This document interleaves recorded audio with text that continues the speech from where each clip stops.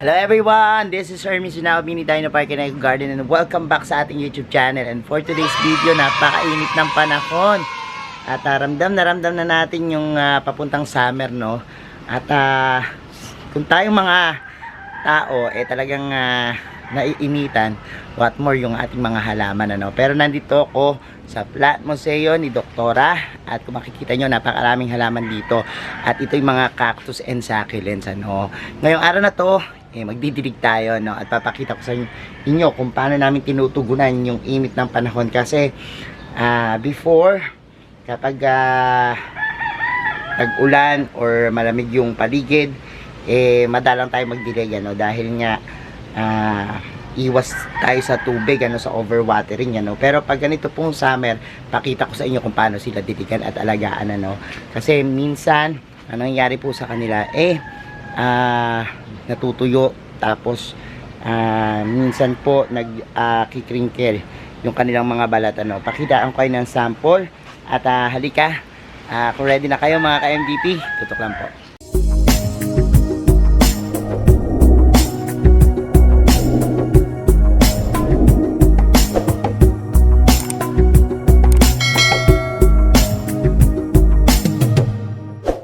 And we're back mga ka-MDP at ngayon nga pong araw na to papakita ko sa inyo kung paano pagdidilig ng mga cactus and succulents pag ganitong panahon, ano. And pakita ko yung mga ibang halaman namin na parang nade-dehydrate, ano, yung itsura nila kapag kulang sa tubig. Tara, pakita ko sa inyo na malapitan. Ganito yung example kapag halimbawa nade-dehydrate yung mga plants nyo dahil sa sobrang init, yung mga succulents, ano. Ito yung ating ice plant. Kita nyo, kulo-kulubot siya, no? So, yan. Isa sa mga nangyayari sa kanila. Parang nangyayari sa kanila yung, yan, no? Maraming mga dry na leaves, ano?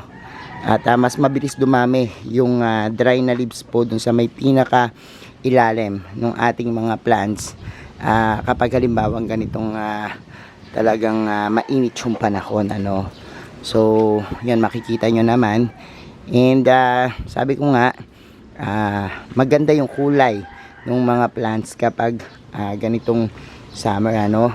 Yung kanilang pinaka dahon at saka makukulay na dahon dati, bumabalik katulad niya, no. Kakaroon ng pagbalik, ano, sa kulay kapag nai-stress, ano. And at the same time, tingnan nyo po yung mga gymno, no. Sobrang red, no, yung kulay nila, and sobrang, ayan, oh, nagkakaroon po ng pangungulubot, ano. Pero ito naman eventually babalik yan, yung mga green nila kapag halimbawang laging natutubigan, ano. Tayo po dito sa Mini Dino Park and Eco Garden, kapag nagdidilig, sinasalat muna natin yung lupa. Kaya minsan yan, once a week lang bago kami magdilig uli. Pero pag ganito pong panahon na mabilis matuyo yung lupa, kahit po araw-araw yan, ano, araw-araw natin na talaga diligan, matutuyo yung lupa niya, no. At yan, ngayon nga magdidilig ako, samahan nyo ako. Ang ganda ng kulay nito, isa na to. Look, diba? And ayan, oh, tingnan nyo, lalabasin yung mga kulay nila. And ito pa, no, meron pa nga dyan yung ito, look, ganda ng kulay, brown na brown, no. So tara, simulan na natin. At ako'y gusto ko na talaga magdilig kasi feeling ko kailangan na naman ito ng tubig, ano. At dito hindi tayo medyo maingat, ano. Kung pag tag-ulan, maingat na maingat tayo sa pagdilig. Ngayon talagang dilig kong dilig to, kaya samahan nyo ako. So ayan, nakaready na yung hose natin na gagamitin. Tapos buksan na natin itong ating faucet para tumulo na yung ating tubig. Ayan, ayan. Simula na tayong magdilig ng ating mga halaman. Ayan, kaya ayan, ako pahirapan minsan ng tubig, ano. So tingnan nyo, kahit tubig hindi makisama, pero ayan, siguro nabuko lang yung dulo, no. O ayan, kailangan ng mga halaman natin. Kita nyo, natutuyo ng mga bulaklak nila. Tanggalin na natin mga bulaklak na tuyo para pag nagdilig tayo mamaya, ayan, habang iniintay natin yung ating tubig.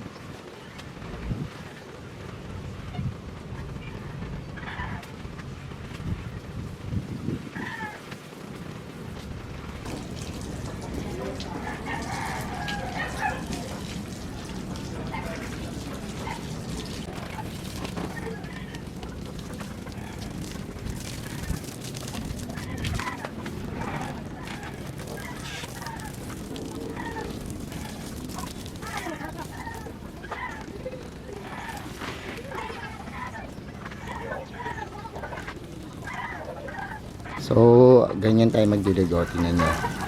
Kung gaano tayo magdilig ng mga cactus and succulents ngayon, ano.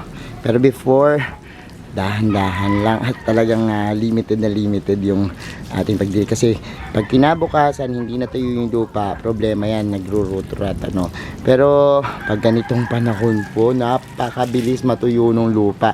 Lalo na't yung ating ginamit na potting mix ay well drained. Talaga namang, yan, makita nyo na sobrang tindi yung pagkatuyo, ano. So, ganyan lang naman ginagawa natin. And yan, kita nyo talagang todo yung ating pagdidilig, no.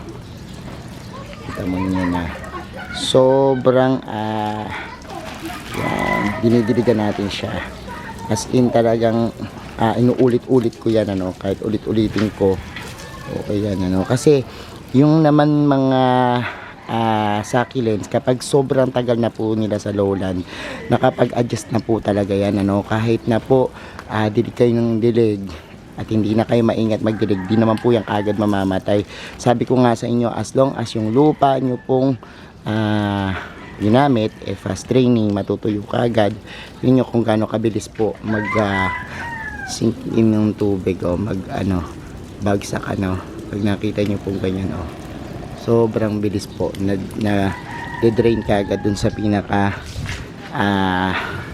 yan, pinaka soil nyan. So tayo dito naman sa kabilang side na to. Actually, ito po pangalawang ulit kong dilig, kasi kanina nagdilig na rin ako, and ayan, kita nyo, basa pa yung lupa, pero dinodoble-doble ko yan para sure na yung mga hindi ko pa naparaanan na ibang mga part na madiligan natin, ano. So yan po, dilig tayo, dilig.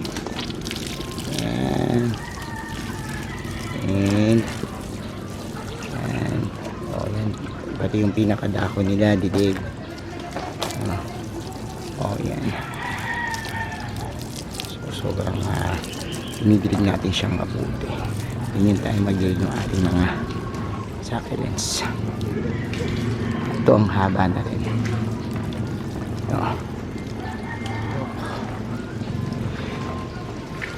And pansinin nyo yung iba nating mga halaman, kapag ganyan po yung itsura niya, yung nagkakaroon ng pinaka dry rot na tinatawag, o yung kakulangan sa tubig.